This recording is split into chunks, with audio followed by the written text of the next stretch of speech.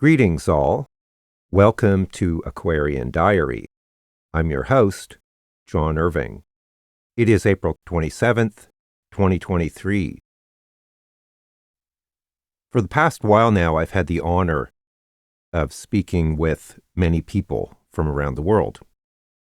And I say honor because in just about every exchange, there is some information or knowledge or perspective that is conveyed to me which turns out to be meaningful. It's been a surprising aspect of my work. There's something else that has come up a lot in my conversations and work with other people. I have been working with some people on dealing with techniques to shift their energy in positive ways. I've been doing classes on energy management. I'll put a link to that in the description. And a recurring theme in that work is that many people experience what looks like interference or resistance to actually doing the work. It seems like at least half of the people that I discuss this with experience this phenomenon. Now, I'm able to recognize this just because I've seen it happen so many times. It kind of goes like this. There will be both a push and a pull to actually doing the work. Part of someone will recognize clearly that they should do it, and the thought of doing it feels good, and another part of them will be manifesting all of this obstructional kind of resistance. For example, life circumstances will emerge that just get in the way, or that prevent them from doing the practices. It's almost like there'll be an avalanche of activity trying to prevent them from doing the exercises that I will prescribe. And the person will often be aware of this and asking themselves, if not me, what is going on? For example, they will say, I want to do this. I know I should, but there's part of me that just doesn't want me to do it. I've seen this happen over and over again. This can be coming from many sources. We shouldn't jump to conclusions about where it originates from. It could be an expression of our own dark side, because we all have one. And there's a relationship between the strength of your dark side and how much shadow work you have done in the past. And let's face it, a lot of people don't like to do shadow work because it's not typically easy.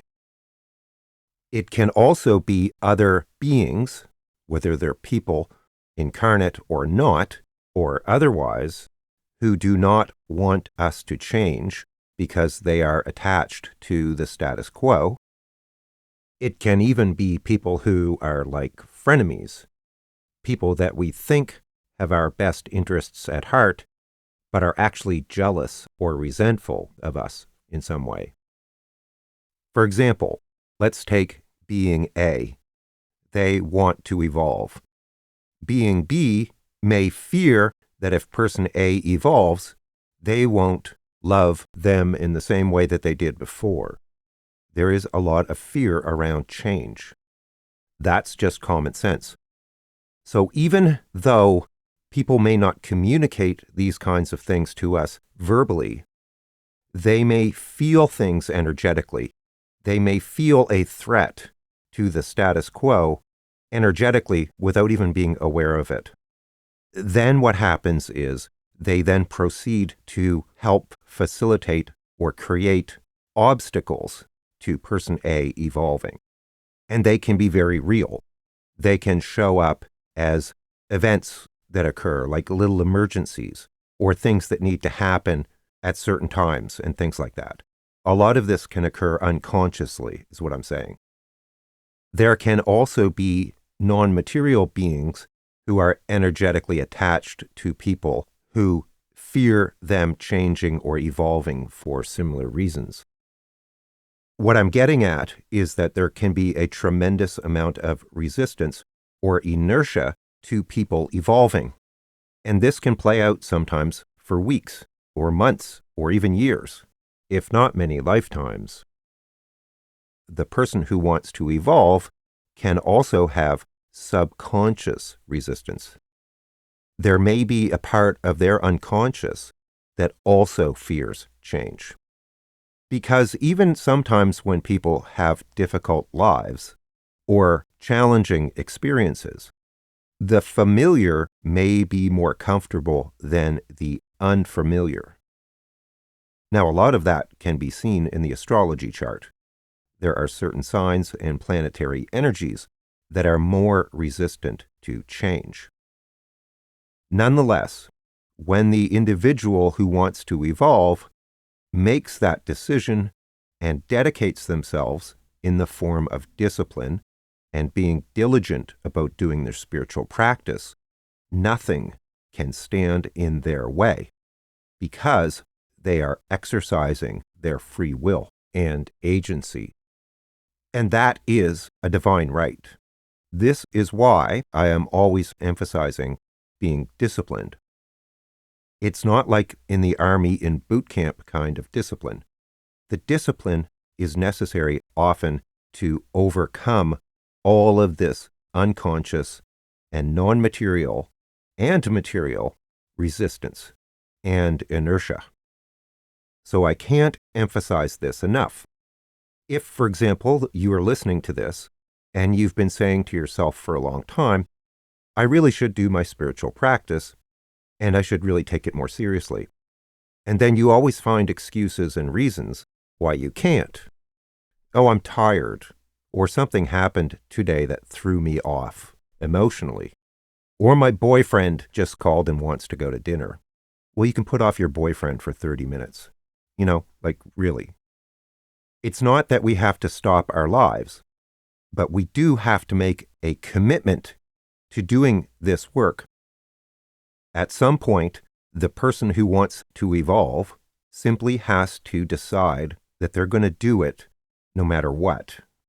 And then they put their foot down and they just become disciplined and diligent about doing their work or their spiritual practice, regardless of what happens. Another thing is that there is part of us that knows that when we engage in our spiritual work, things will change. It starts on the energetic or psychic levels, and then it ripples out and manifests in the third dimension. And I think most people know that, if not intellectually, intuitively. So there are consequences to it. However, I can virtually assure you that whatever changes take place will be for the better.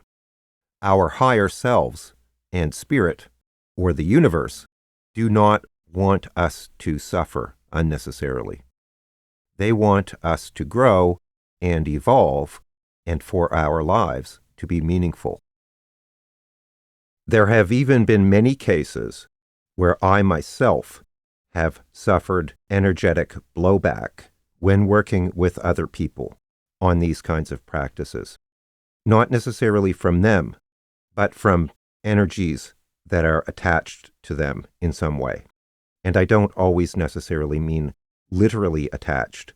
I mean attached to the status quo of them and their energy, because I become a threat to their perceived interests. That is just a fact. So I have to manage my energy very carefully when I'm doing this kind of work, because it can really take a toll on me at times. However, when people do follow through and change, it is profoundly rewarding and uplifting for me to observe, and for me to be able to participate in that kind of outcome. Another point is that because this experience is so prevalent, it points to how effective these techniques are. If the discipline was not effective, there would be no resistance, because it wouldn't be threatening to the status quo. Most people comment that they really enjoy the work and that it feels great. There's nothing negative about the work.